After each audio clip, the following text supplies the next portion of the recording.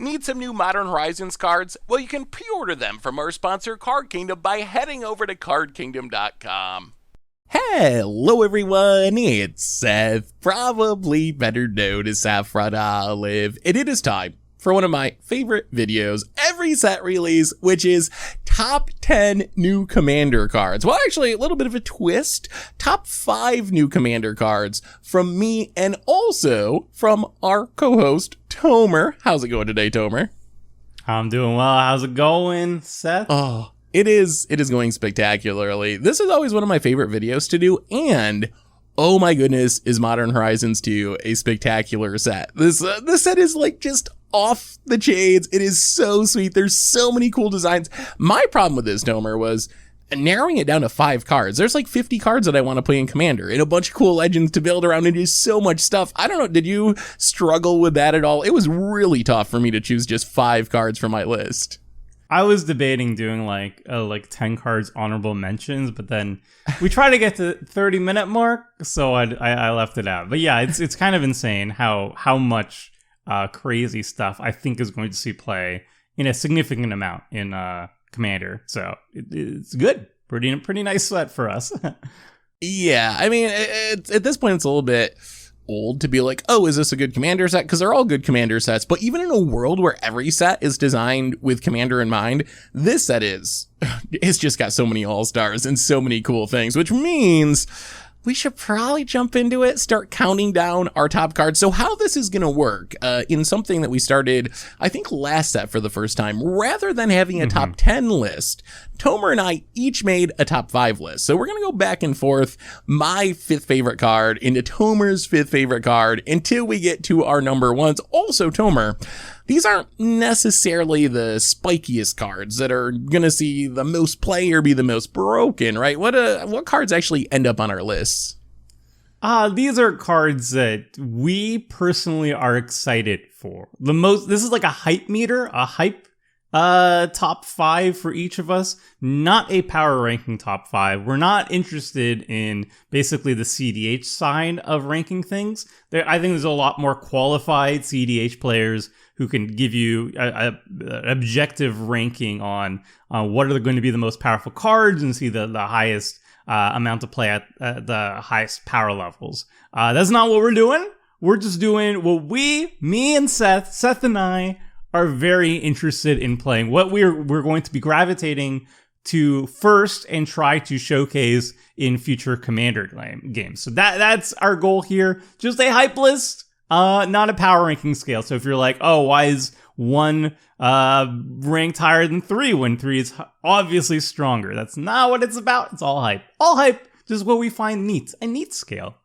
Well, let's start talking about some neat new Magic cards, starting with number 5 on my list. We have a new legend, CHATTERFANG Squirrel General. So CHATTERFANG, I absolutely love this card. The thing about CHATTERFANG is it's finally a real squirrel commander. Squirrels, it always blows me away how popular they are as a tribe. I actually think they're one of like the like sleeper underground most popular tribes in Magic. It has this huge underground following that people just love squirrels. Sure, we got Toski. Toski's a busted Magic card, but in all honesty, other than saying squirrel on it, it's not a squirrel commander. It's just like play a bunch of things and attack like a indestructible Edric style commander or whatever.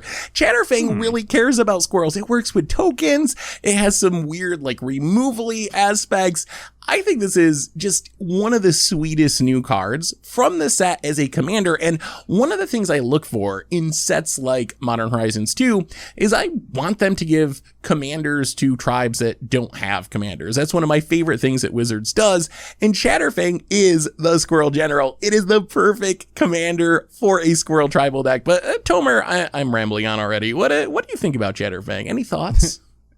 I think I totally agree with you. I know Squirrel Tribal has had a long-standing following in the Commander community. I know a lot of people on design aspects also are big proponents of it. I know like Mark Rosewater, for example, loves Squirrel Tribal, and it's mostly been regulated to like, you know, the silver bordered sets, the unglued sets, and unstable in the past. And that's fine and all, but people really want to see them on black border. So that's kind of what we're seeing now is the transition from Squirrel Tribal in silver border over to black border, where it can be played like Commander legally and everything like that. And it's great to see that this is a commander, like you said, that cares specifically about squirrels. Toski was great. I mean, Toski does everything a Squirrel Tribal deck wants to do as well, because squirrels are inherently a go wide token strategy. So Toski is going to draw you an absurd amount of cards. But Chatterfang literally says squirrel on it. That's what it buffs, and that's what people want. What people expect when they're looking for a tribal leader. They want a tribal leader that cares specifically about that tribe, not just a generalized leader. And this is what it does. Doubles the amount of tokens you have. Acts as removal as well. Forest Walk is also quite neat too, to get a little bit more damage through. What else would you want from a Squirrel Tribal leader? Yeah, I think this is a really cunning design too. So it is exactly what you want for a Squirrel Tribal leader. But if you look at squirrels throughout Magic's history, almost all of them make squirrel tokens. There's a lot of cards that aren't even technically squirrels, or like instant or sorceries that make squirrel tokens, but all of the best squirrel payoffs, outside of, I guess, Toski, but they're squirrels or creatures that make a bunch of squirrel tokens. We're talking about like Deranged Hermit and Deep Forest Hermit, and there's Chatter of the Squirrels. So Chatterfang works really well with that. One of the problems with the Squirrel tribe is there's just not that many tribe members. The way that Chatterfang's ability is worded, you can pay token makers that aren't necessarily squirrel cards and still make squirrel tokens out of them, which is really cool. This turns your Raise the Alarm or whatever into a squirrel Raise the Alarm too if you have Chatterfang out. Not that you can play literal Raise the Alarm, but whatever, the Sapperling version that's in green. You know what I'm saying? Like, it's a way you can have enough cards to build a squirrel deck, plus the sacrifice ability kind of gives you this aristocrat style feel where you can fill out some of the slots, which you're going to need to fill out because there's only like 20 squirrels in Magic or something, with like Blood Artist effects, other Death Triggers effects, and you have Chatterfang as your commander that's going to naturally power those up. So I love how Chatterfang, along with being a great squirrel commander, and as we keep getting more squirrels, eventually your deck can be 100% squirrel cards, but in the meantime, Chatterfang lets you turn non-squirrel token producers into squirrels and gives you this sub-theme, so you're going to have enough cards to build a Chatterfang squirrel deck that's still going to feel really squirrely, but you're not going to have the Moonfolk problem or whatever, where you're like, oh, I only got like 14 creatures in my creature type in existence. So Chatterfang solves that too. So I think it's just a really neat design, and I expect this to be a really popular commander because people love tribal decks and people really love squirrels. I also love that it does encourage you to design the deck a little bit differently too in terms of the fundamentals. Like Treasure, for example, gets more powerful in Chatterfang.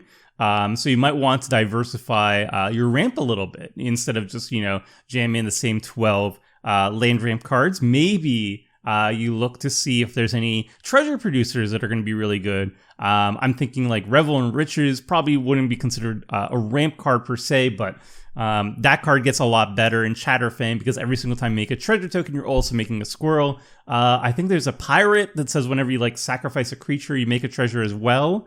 That card's going to be really good. Pitiless Plunder. Yep, Pitiless Plunder. Yeah. That one's going to get a lot more powerful in Chatterfang. And then also even clue tokens, for example, too, or food tokens, too. All of those contribute to the squirrel count with Chatterfang. They all get better. So it's kind of cool that open-ended restriction to make those squirrel tokens isn't just based on creature tokens as just all tokens as well. So clues, food, treasure, anything. So that's really cool as well. Yeah, all kinds of squirrely shenanigans with Chatterfang. But let's keep moving on. Let's talk about number 5 on TOMER'S list. We have a card that I was mostly excited for like Modern and Legacy, but probably has some commander potential too. That is Solitude, our new Swords to Plowshares that can be a free Force of Will style card. Also a big elementally 5-drop body. Tomer, tell us about Solitude in Commander. So White usually gets memed on for having the worst cards in general, especially for Commander. And also whenever you look at like a cycle of cards where every single color gets a variant of the same sort of design standpoint, White usually gets shafted on those ones. But I would say this time, white actually came up on top and probably got the best card of the cycle with Solitude. This is basically a Swords to Plowshares on a stick. When it enters the battlefield, you exile a creature and you gain life equal to its power. It also has flash, so you can play it at any time that you could play a Swords to Plowshares. Lifelink is nice as well, but all of that for 5 mana is actually very reasonable. If you compare it to other popular cards that are like enter the battlefield removal creatures, like Noxious Gearhulk. The Gearhulk is 6 mana.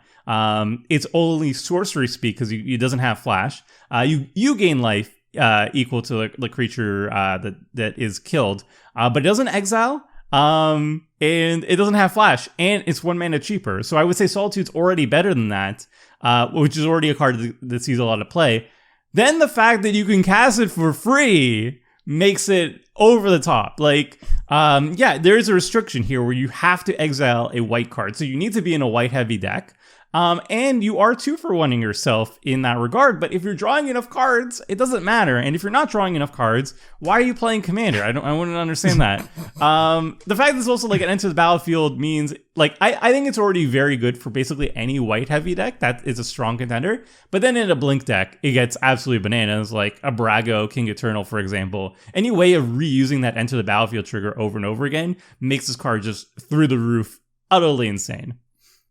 Yeah, that was the first thing I thought of is this is amazing in Blink style decks, also Panharmonicon decks, of course, also really good there where you get 2 creatures for 1. But really, it's a strong enough card that I think it's at least in the conversation for basically any white deck in your removal slot. It's just a powerful creature. 5 mana is not bad compared to, as you said, similar removal creatures. It's fairly efficient. Sure, the body isn't super big, but really you're not playing Solitude to have a big body. You're playing it as an insane removal spell.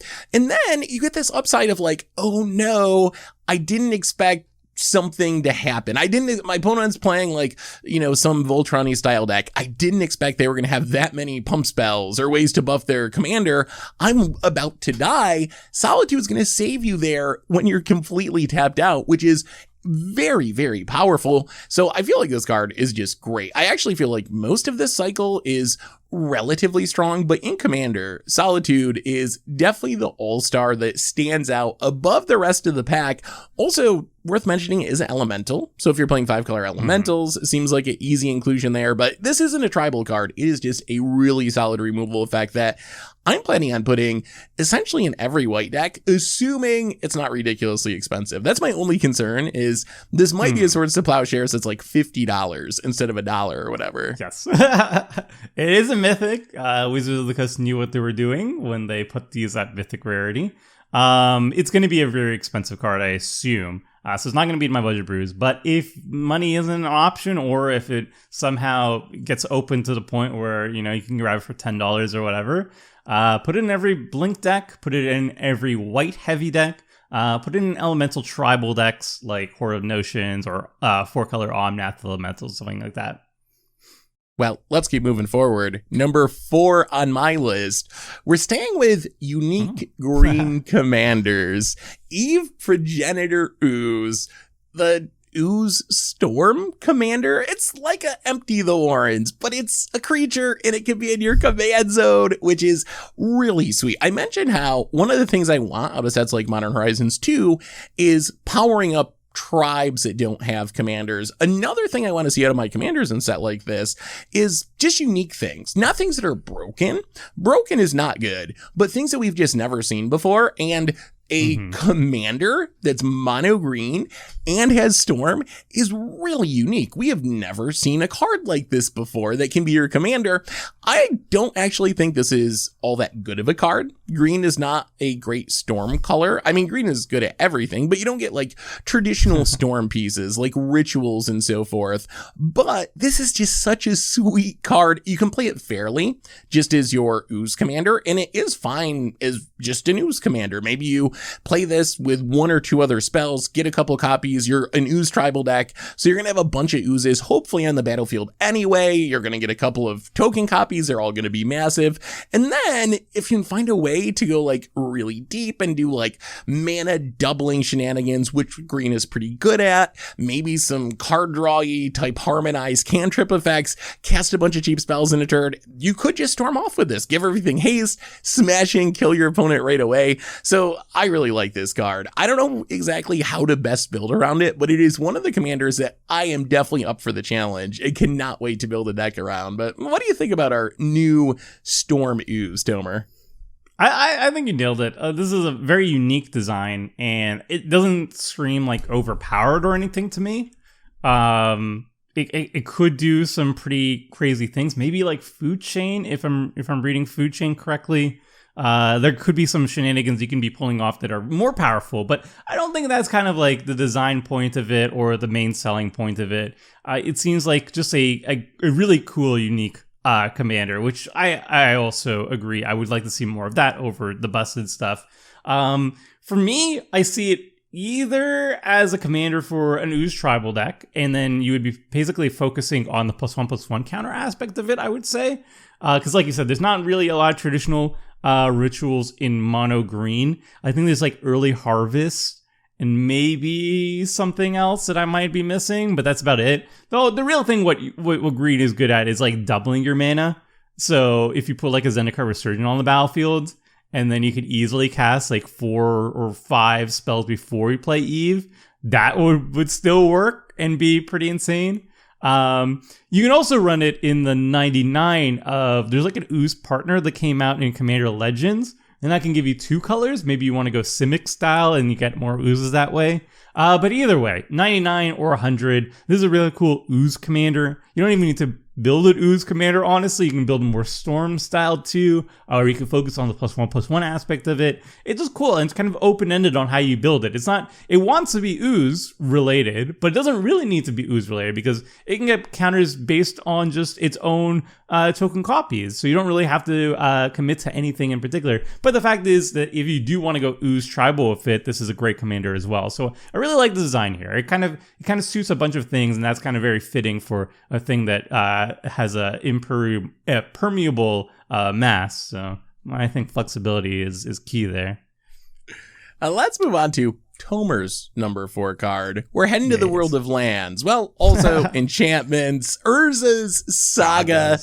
Tomer, what are we doing with our new land enchantment Saga mashup in Commander? So this was kind of an interesting card in that it was one of the first cards previewed from the set as kind of like a teaser. And people were basically like, this card is busted, this card is insane. And then I feel like after the set is fully previewed, people kind of forgot about this card. Mm-hmm. But I still think it's insane. It's very good. URZA'S Saga is a land, but it's also Saga, and it's also an enchantment.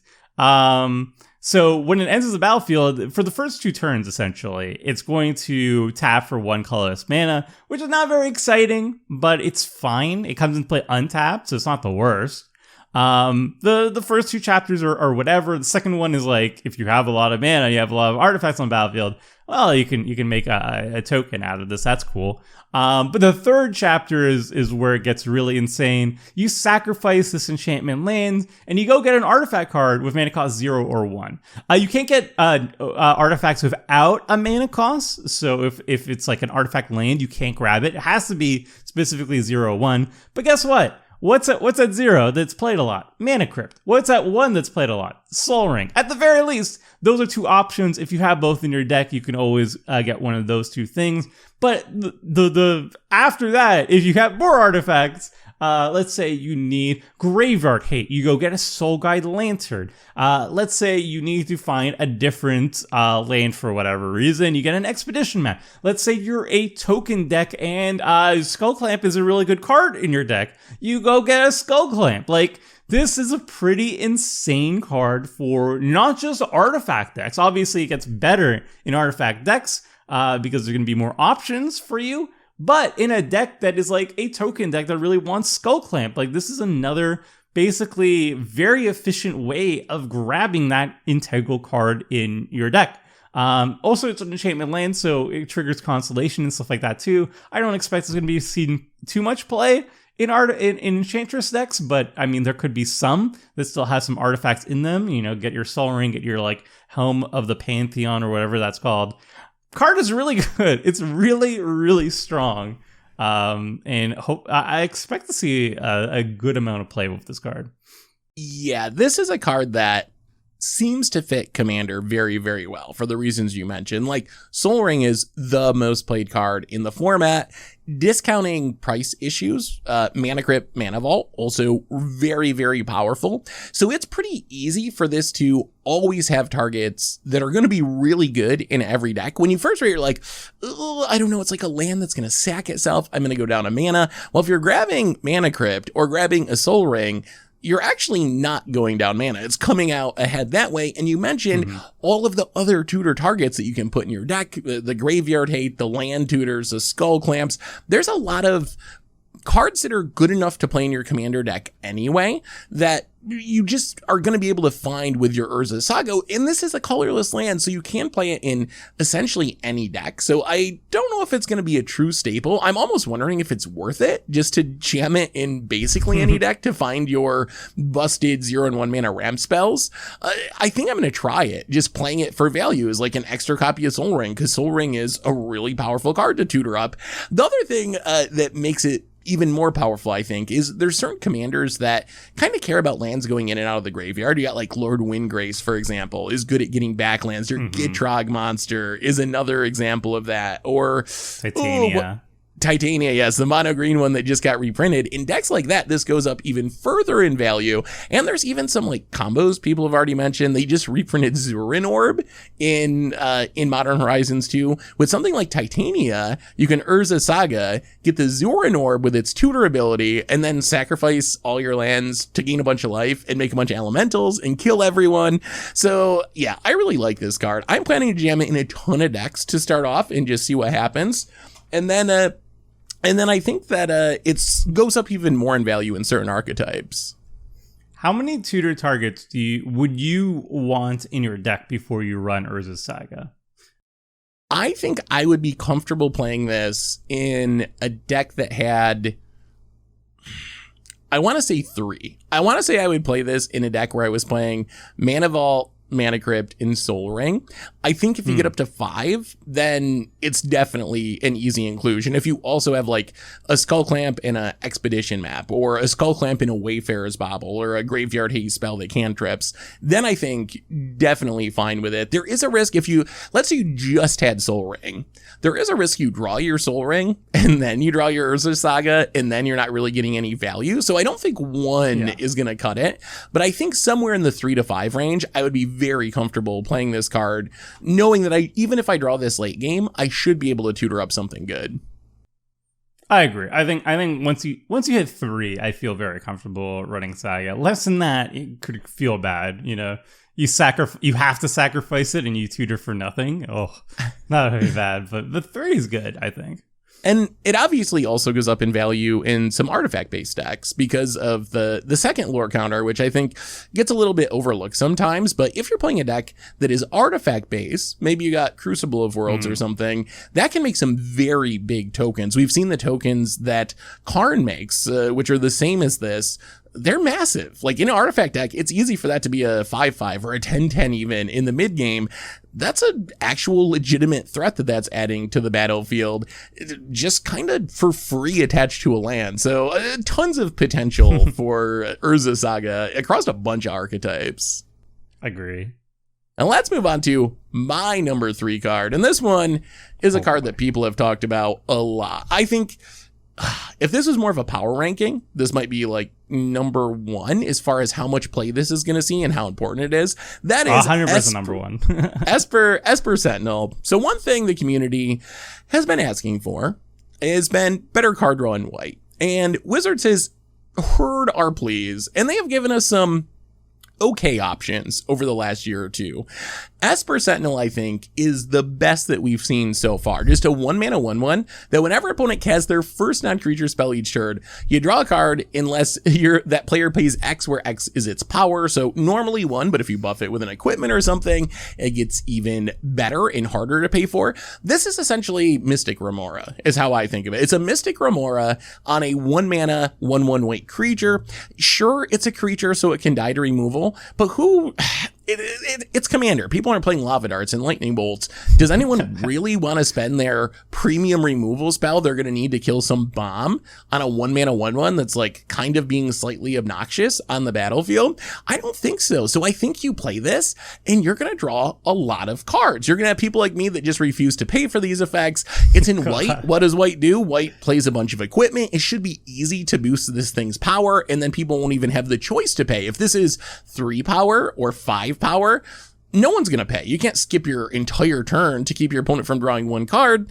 And it works whenever an opponent casts their first non-creature spell each turn. So this means if it's sitting out and your 2 opponents get into a counter war or something like that, or someone needs to cast instant speed removal during their opponent's turn, you can be drawing a lot of cards. Someone plays a mana rock, someone else has to play a removal spell to kill someone's commander. You're potentially drawing 2 cards. It's an insane source of card advantage. I think this is the best white card that we've seen in Commander since Smothering Tithe. I think it's on that level. I think when we look back on this set in 6 months or a year, this is going to be Smothering Tithe level play. Is just one of the first cards you add into a mono white commander deck. It does go down in value a little bit if you are white blue or colors that have more card draw available to them, but it feels very white to me. The taxing effect works, the artifact things works. It seems designed for equipment, which is white's thing. I absolutely love this card. But Tomer, what do you think about this one? Is this finally the solution to white's card advantage problem, or part of it at least? Kind of. Yes, kind of. So I definitely agree with everything you said. I also think it's the most powerful white card we've seen still since Smothering Tithe, which is high praise indeed. And it is also card draw for white because, like you said, it's going to be difficult. If this is a 1-drop, if you can play it early to mid game, your opponents just probably won't have the mana to pay for it. So either they have to slow down their play, which is probably going to be the correct thing to do. But sometimes they're just going to be like, well, I want to recast Raping Growth and it's turn 2, so I want to cast it now. And, more power to them as well. You're going to be drawing a lot of cards off this. And also, I do disagree on are they going to waste a premium removal spell? I will definitely, especially if I'm sitting with you. And we have Tomer, you're yeah, I know that you will, because you were the person who killed a Ristic study over an Ugin that was about to ultimate. So I have no doubt that you will. It had a deep glow skate. If I knew he had deep glow skate, of course I would remove the Ugin. Gosh. All right. Anyway. But yes, you will kill it. I agree. We're keeping it to 30 minutes though, so no tangents, I guess. So my main thing is, so yes, it is an incredibly powerful card for all the reasons that you said. The synergy potential in white especially is really good because it is a 1-drop. So white actually has some really good tutors for 1-drops. Ranger of Eos, Ranger Captain of Eos. Those cards get better the more 1-drop utility creatures in white we see. So I think we're getting closer and closer to the idea of like whether Wayfarer, Esper, Sentinel, Mother Runes, and all that stuff being just like a tutor package for the Rangers and whatnot. Also, it's Sun Titanable. You can get it back with Sun Titan. It's an artifact. White doesn't really do that much with artifacts in particular. But I mean, if you are running that like Oryx Salvager or whatever like that, you probably won't, but it's an artifact. It's a 1-drop artifact. You can get it back that way too. It's also human to soldier. It is a lot of synergy potential that you can build specifically into white. That makes Esper Sentinel even better. It's somewhere between like a cross between Mystic Remora and Ristic Study. It's somewhere in between there, based on its abilities and its cost. And I think it's going to be. It's not. I wouldn't say it's as good as those 2 enchantments. But that's kind of irrelevant. It's in white. So the fact that we got that in white, that's insane. And also there was like a meme that people were saying like, Ristic Study should have been a white card. Well, I think Wizards of the Coast clearly agrees with you that it should have been. My only complaint with this card is I really don't like tax cards. I don't like them. Like they're fine in small amounts, But the problem is that I hate, like, every single time I sit down at a table and there's Smothering Tide and there's Rhystic Study and there's Mystic Remora. These are like some of the most popular cards in Commander. So 9 times out of 10, when you sit down at a table, you're gonna come across these, and it's just always like, do you want to pay the 1 for this? Are you gonna pay the 1 for this? Do you want to pay the 4 for Mystic Remora? Do you want to pay the 2 for Smothering Tide? Do you want to pay the 1 for Rhystic Study? It's the new one, the Wandering Archaic. Do you want to pay the 2 for the Wandering Archaic? And now it's gonna be the Esper Sentinel. Do you want to pay the 1 for the Esper Sentinel? I'm just like, go away, stop. I just take the table, I flip it over. I'm just so tired of these cards, and it's like, please, like, I get that it's in White's color pie, so I get that, like, taxing is a way to cleverly fix the card draw, but I don't want more taxing effects. I'm sick of it. I just don't like constantly seeing it all the time. Do you want to pay the 1? Do you want to pay the X? No! Screw you! I'm gonna kill all your things! Now I'm gonna have to build a deck with all those effects together, just to do a little bit of trolling, maybe. Would you like to pay the 1 dot deck? Just pull the bandit out. Just go full Grand Arbiter. Just tax dot deck. It's just freaking awful.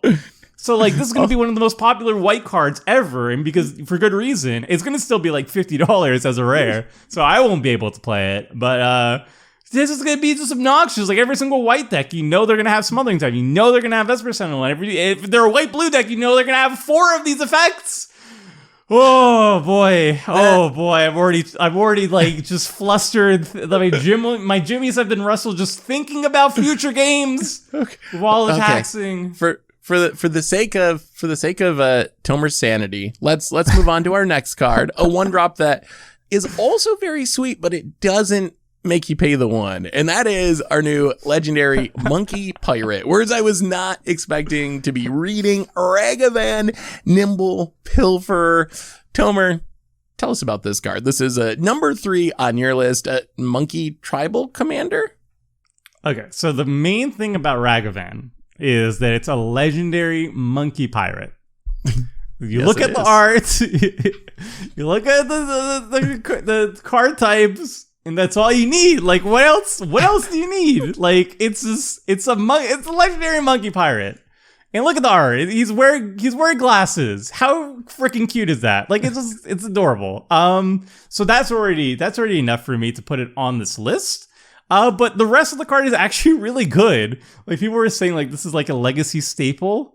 I don't know anything about non-commander formats, so I'll just take their word for it. People are saying it's like a CDH staple, and I could see that. Like, it's a 1-drop. You know, it comes out before most creatures can have an opportunity to come out. Just like Mana Dorks are the only thing that could potentially block it. And whenever it hits, you're making a treasure and you're getting a card. I mean, you don't always get to cast a card, but you're getting a card and you're always getting a treasure, and it's just 1 mana. Like, that's absurd. That's an insane rate for a 1 mana creature. Obviously, you need evasion, right? Like, you're not a 2/1's not going to easily get through basically any creature, right? It trades with anything almost.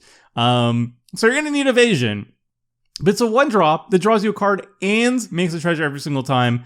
It does combat and it has dash even, because why not? And it's Monkey Pirate. It's look at the art. Let's look at the art. It's what else? Yeah, you don't even care if it's a good card. It is a good card, but also look at the art. Ragavan, it is awesome. It's a cool callback. The art is awesome. It's a Monkey Pirate. I definitely agree with you there, and I actually do think it is a powerful card as well. I remember when Keldheim came out, we were doing our top 10 and talking about Magda. And Magda's a 2-drop that when you tap it or another door for you to make a treasure. And I was considering playing that in mono red decks just as a ramp spell. Like, with the idea being, like, you're going to have someone to attack on turn 2. You run this out, you start making treasures, you start ramping yourself into bigger and better things. Ragavan does that, but on steroids. It's a 1-drop. You're definitely going to be able to attack someone on turn 2 with this card, and you're going to start making those treasures. I think the stealing your opponent's stuff is kind of a bonus. Also worth mentioning, it doesn't fix your mana for that ability. So you're going to need the treasures to cast stuff outside of your colors potentially, or play your chromatic lanterns or things like that to be able to cast those cards if you are building a Ragavan deck.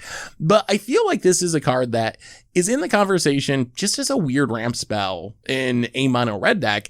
And then, of course, there are like actual treasure theme decks as well. If you're playing Galazeth, or you're playing Magda, or you're playing, what are some of the other treasure themes? Maybe Malcolm Keen-Eyed is another pirate that cares about treasures.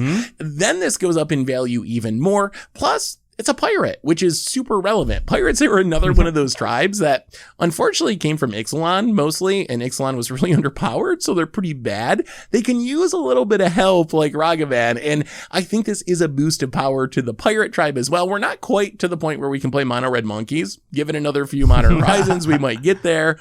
But yeah, I really like this card too.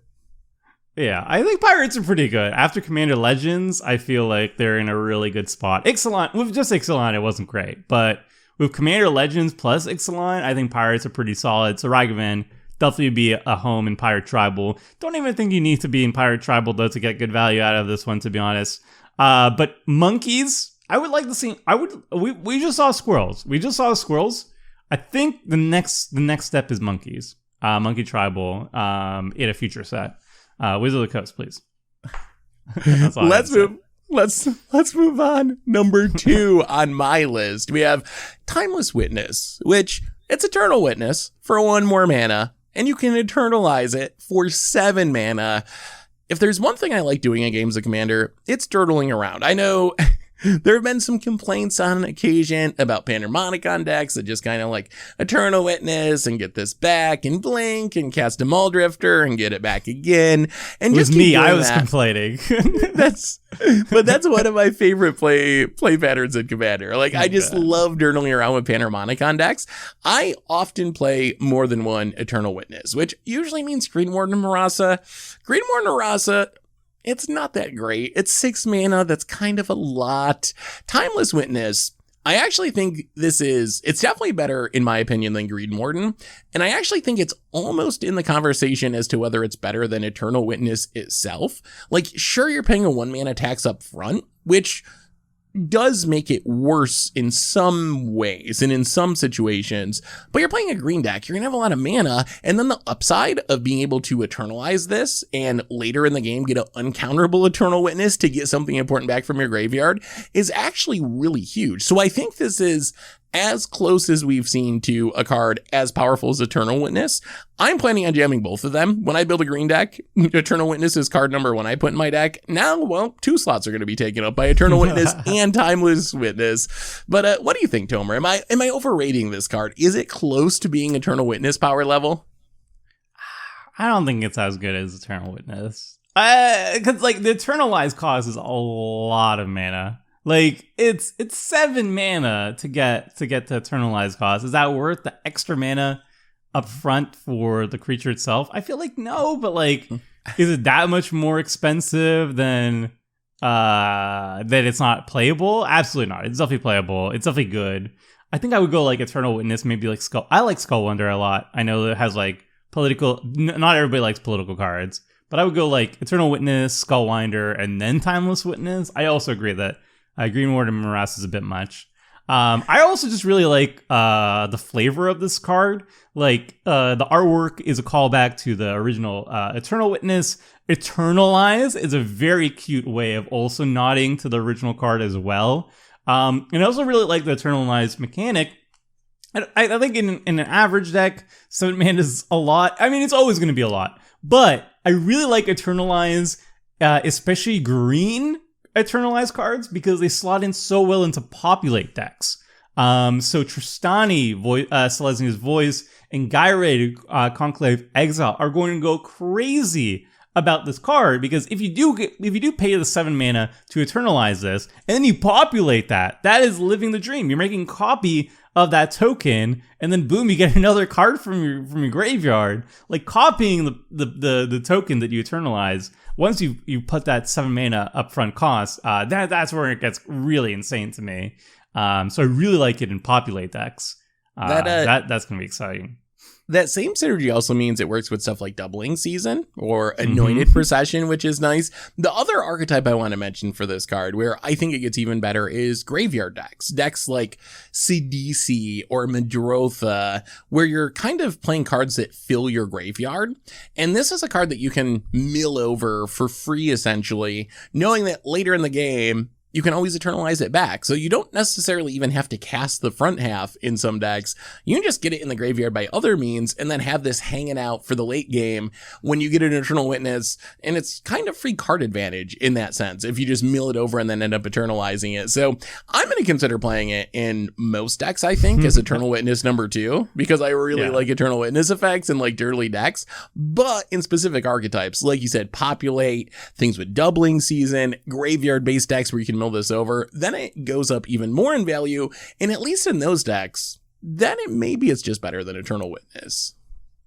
Yeah, the synergy potential of Eternalize, if you have a deck that can capitalize on the synergy of it being in the graveyard or it being a token, then this card gets really, really exciting to me. Well, let's move on to TOMER'S number 2 card, LONIS Cryptozoologist. And as soon as I saw this card, I thought of you, Tomer. Like, it's a clue investigation commander. Tell us about this one. This is my favorite commander that came out of the set, and it's not even close. Not even close. What I really like about LONIS is that it's a clue tribal commander. And like you said, when you were talking about CHATTERFANG, it's really cool to see commanders that care about specifically about the archetype you're trying to build around, right? Like CHATTERFANG is specifically about squirrels, and that's what you want from a squirrel tribal deck. Well, what I wanted from a clue tribal deck is a commander that cared specifically about clues, and this is the best version of it that I could even think of. It investigates a lot. It's kind of like a Chulane effect, where whenever a non-token creature enters the battlefield, you investigate instead of just like drawing a card. So it's like toned down, obviously. And then you can sacrifice clues to do something really cool. It's not incredibly powerful, but it's really cool and it's very flavorful. Like you're investigating basically I think of it as like you're investigating your opponent's library for like some action. You're using the clues you found to like confiscate something from their library. Maybe the criminal, the thing, the one who had like the bloody handkerchief or something like that, to find the murderer or something like that. I think that the flavor is really cool. It's 2 mana. It's in Simic. Clues are in Bant colors, so they're blue, or green, and white. So it would have been nice to see a Bant commander for Clue Tribal. However, if you do look at the ones that you have in white, there's like Bygone Bishop, there's Declaration in Stone, and that's basically it. There's not a lot of really good clue payoff cards in white. I think Bygone Bishop is the best one, but I'll live with it. The meat and potatoes of Clue Tribal is definitely in Simic. This is a great, cheap, like 2 mana Simic card. I've done Bant's Clue Tribal before with like Amaranth the Lustrous. It's really lacking. Clue really wanted a little bit of a boost. And LONIS definitely does that without being busted. Like I don't want a busted Clue Tribal commander because I don't want Clue Tribal to be busted. It's a janky archetype. I'm glad that it stays janky. It needed a bit of a boost, and LONIS does that exactly. It seems like a very fair commander that helps the archetype in a very noticeable way, specifically with all the investigating it does. And I'm very happy with it. This is the perfect design. I kind of really wanted it to be an Innistrad. That's my only thing. I wanted an Innistrad flavored investigator, maybe like a Sherlock Holmes knockoff or something like that. Whatever. I'll take the Snake Lady. That's fine. I'm not gonna be too picky.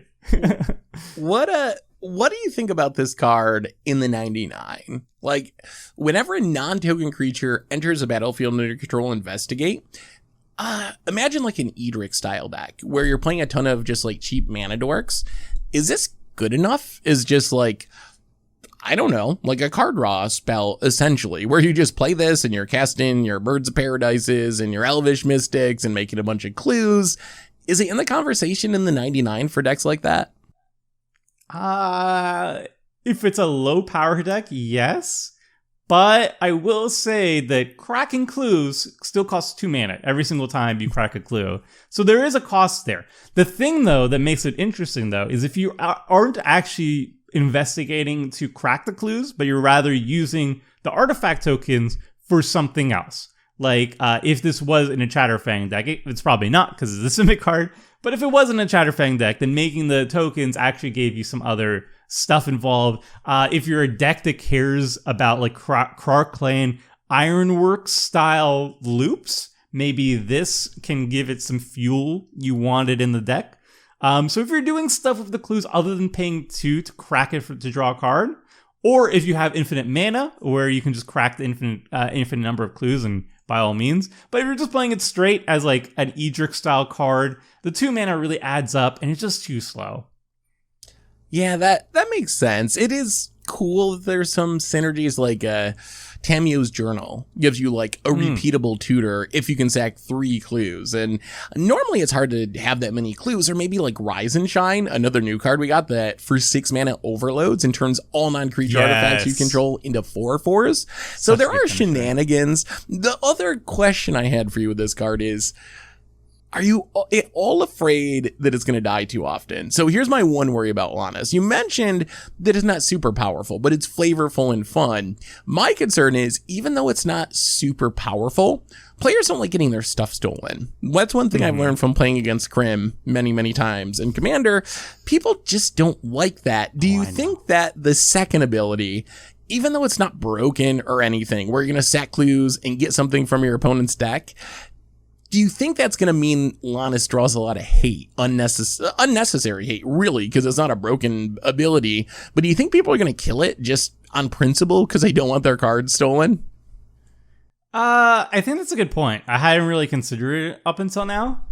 It does kind of put a target on its head more, but honestly, I feel like LONIS will probably get more of a target just from its first ability once it starts going off a little bit. Like, I don't even expect I'd be using the activated ability much at all, to be honest.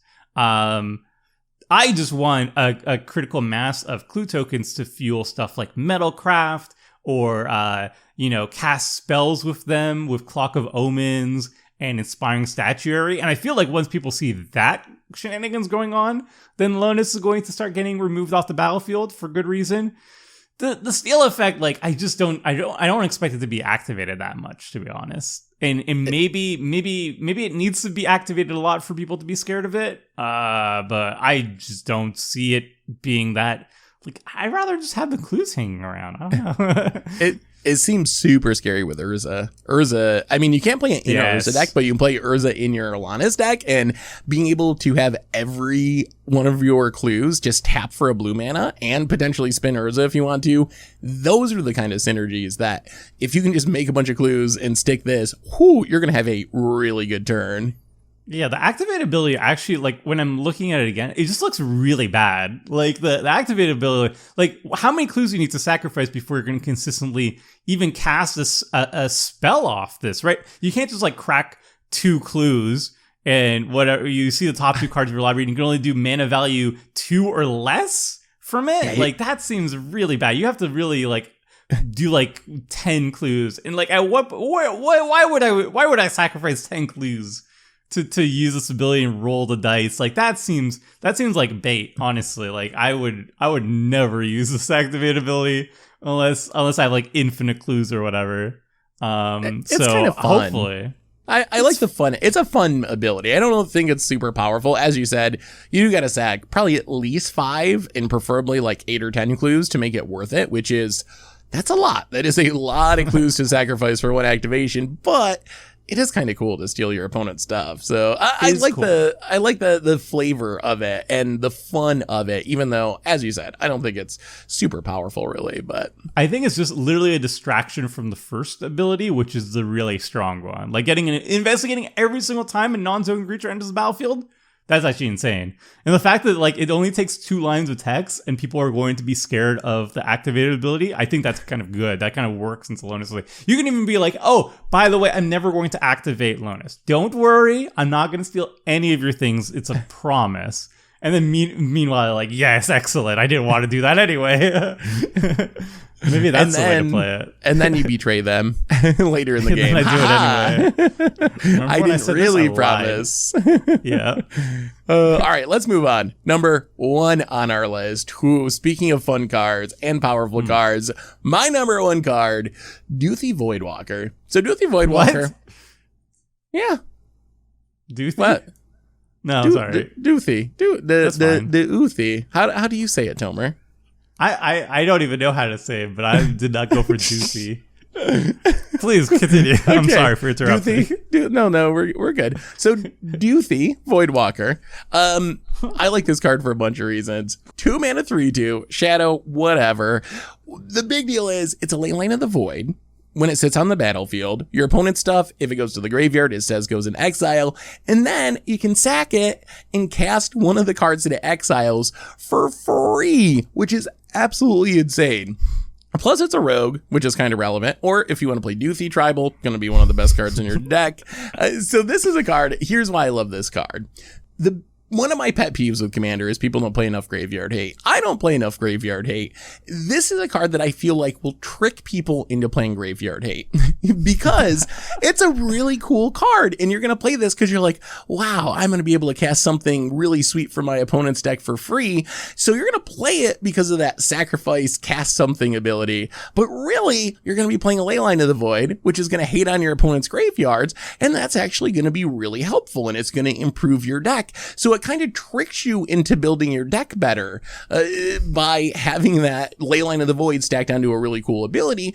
It's also just a powerful effect. Obviously, the dream is you play this and you're some sort of like Turgid or discard style deck where you play this and make everyone discard and then steal their best thing and win. Also, Shadow. No one plays Shadow creatures in Commander. So this is almost always going to be can't be blocked or block, which makes it insane with equipment. This is like super unblockable. A 3/2 body that's wearing a sword or something. That's really powerful. And you have creature type stuff built on there. So to me, this card seems like something that I'm going to try just sticking in basically every deck is Graveyard Hate and seeing how it works out. And it goes up in value in specific archetypes. If you're like playing Gonti or Sen Triplets, something built around stealing your opponent's stuff, or if you're some sort of equipment deck or you're DOZE Shadow Tribal. So I really love this card. This is one of my favorite designs from the set. Tomer, what do you think about the DOZE? The DOZE. So I feel like DOZE Voidwalker is pretty strong. I think it's going to be like a slam dunk in like steal your stuff decks because it's literally a steal your stuff card. And it's a rogue. And so it's a very clear staple for like Anawan, the Ruined Thief, because Anawan wants your rogues to deal combat damage. This is a 2-drop rogue that does some of the best things any rogue has ever done at just 2 mana. And it has evasion too. The best kind of evasion, by the way. Shadow, because like you said, nothing has shadow. And then once you're tired of getting free value out of the DOZE just being on the battlefield, and you find something really spicy that got exiled, boom, you get it, and you can cast it for free, no mana cost, right? Like if you exile, like if you mill with Anawan, if you mill an opponent's Omniscience, and you're like, oh, I guess Omniscience is pretty good. I'm going to sacrifice a cast Omniscience for free. That seems pretty busted. That seems really strong.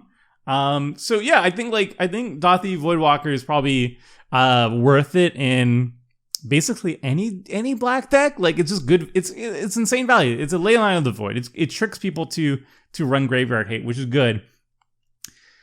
Seth, do you think it's a little bit too strong though? Like I feel like it's like when I compare it to Leyline of the Void and stuff like that, it feels like it's so push, like it's so insane, like 2 mana for this effect, and you get so much on top of it. Like, I don't. From a design stand, I'm just like, why is there no drawback? Like, why is there no like build around on this card? It's asymmetrical graveyard. If it was symmetrical Graveyard Hate, then I'd be like, okay, I get it. Like there is a trade-off here, right? Like if it was any graveyard from anywhere exiled instead of a void counter, it'd still be a great card. But you'd be like, oh, all right. So maybe it won't be good in my own graveyard deck. But it's like You get all this super pushed stuff without any drawback whatsoever. It's like, I don't know. It's on the edge, I think, of potentially being too good. Like, casting this spell for free is really insane. When I first read this card, I figured it would let you cast one of the cards and maybe let you spend mana of any color, like Gonti or something. I was not expecting it to be cast it without paying its mana cost. That's what really puts this card over the top and makes it so scary, because there are going to be times when you play this and then you play like Dark Deal or whatever, the Black Wheel effect, and your opponent discards an Eldrazi or something, like something absolutely busted, and on turn 3 you're just going to cast it for free and essentially free roll win the game. The other thing is those cards with void counters, they're always there. So you can potentially activate this to cast something for free. And if that doesn't just straight up end the game, you can reanimate it or whatever, get it back onto the battlefield and do it again and do it again and do it again. So I think the card is at least on the cusp of being too strong. It is very high variance. There's going to be times when it doesn't have anything good, just naturally you're going to have to build around it. But I do think it is right on the cusp. I will say, I love how synergistic this is with rogue decks. You mentioned Anawan, obviously right there, because Anawan wants rogues that are dealing combat damage.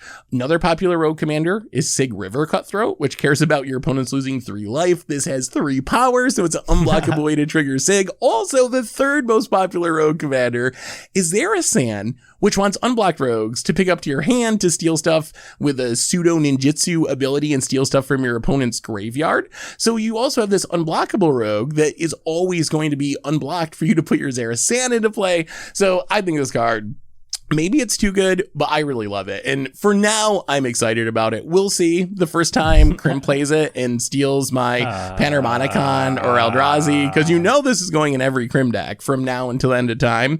So the first time that happens, maybe that'll change my opinion. But for now, I'm excited to jam this in a bunch of decks. There's somebody in Wizards of the Coast who just loves rogues. Like, first Opposition Agent, and then this. I think Opposition Agent's also a rogue too. Correct me if I'm wrong. Probably not, actually. Maybe it's not. But it's also just like an absurdly pushed black card that just is like, if we do the best thing ever, and it's asymmetrical, by the way. And this is also asymmetrical, by the way, and best thing ever at the lowest cost ever. Blah. I just think maybe the bar is a little bit. I like it. I like the card, but if it was like 3 mana, 4 mana, probably 4 mana, 3 mana, fine. 2 mana. It's pushed. It's super pushed. Well, speaking of Wizards employees and the things that maybe they like or dislike, our last card, TOMER'S #1 card, makes me think that maybe Wizards employees watched Commander Clash and they got a little tired of watching Tomer repeatedly fail to assemble Kaldra. So they're like, hey, I got an idea. Let's help this poor guy out. We'll jam it all together, put it in one card. There's no way that this cannot work. All you gotta do is draw it, and it happens. Kaldra complete #1 on the list. It's Kaldra Tomer, all meshed together as a living weapon. What do you think? So if the design goal here was to see me finally win with Kaldra, I have bad news for you. Because now I have a new challenge, which is even harder than before. So now I have to not only assemble Kaldra and win with Kaldra, but now I need to do all that and then have Kaldra complete equipped to it and win the game. That's a new challenge, right? It's now another layer to the challenge. So I say thank you, Wizards of the Coast, for printing a new Kaldra. It's about time. I've been saying for a while I want to see Phyrexianized Kaldra. Like, it makes total sense to me. This card is a big pile of jank, and I love it. It's 7 mana. 7 mana for an equipment, which is a lot. You can cheat into play, though, with Stormforged Mystic, obviously. You can equip it for free with, like, Pure Steel Paladin, or Sigarda's Aid, or Hammer of Nizan. There's a lot of things you can do with it. Is it an incredibly powerful card? No, absolutely not. It's not a very strong equipment compared to, like, the swords or whatever. But it's very huge, it's very jank, and it's Kaldra. So obviously it's my favorite card in the entire set. It was made for me. Thank you very much. So I'm really happy with it, and now I have a new goal. I need to assemble Kaldra, equip Kaldra to equip Cauldron Complete to the Cauldron, and then win with Cauldronception. That is what I'm going to try and do. I don't know if I can do it, but we'll see. We'll give it a best shot.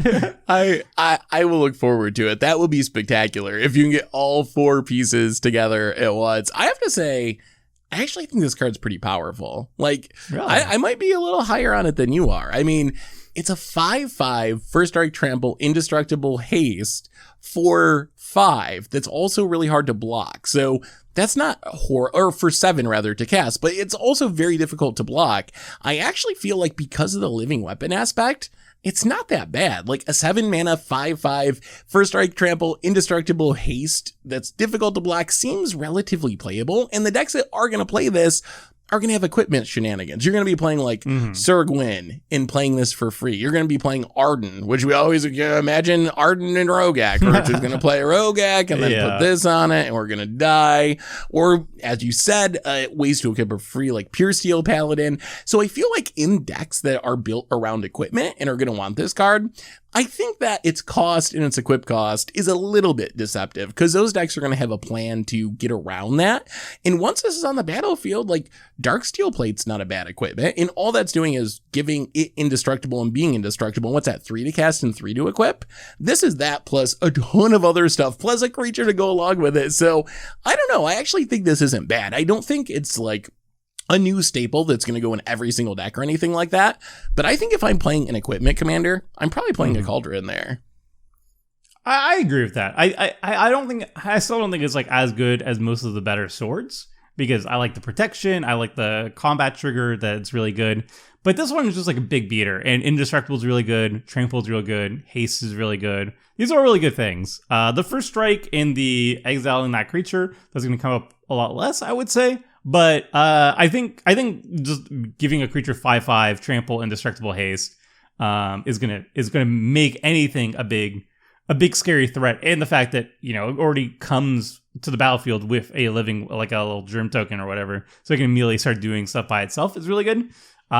Just without ways of cheating it out, it's going to be very expensive. There's a lot of ways to equip it for free. There's not as many ways to cheat it out onto the battlefield for free in equipment. There's a couple. There's like Stoneforge Mystic. There's the Giant does it. There's Godo. There's a few ways of doing it. So it is one of the good ones. I think it's going to show up in a good amount of equipment decks. And I'm going to definitely run it in every single Cauldron attempt for sure from now until I actually get to pull it off. So we'll see.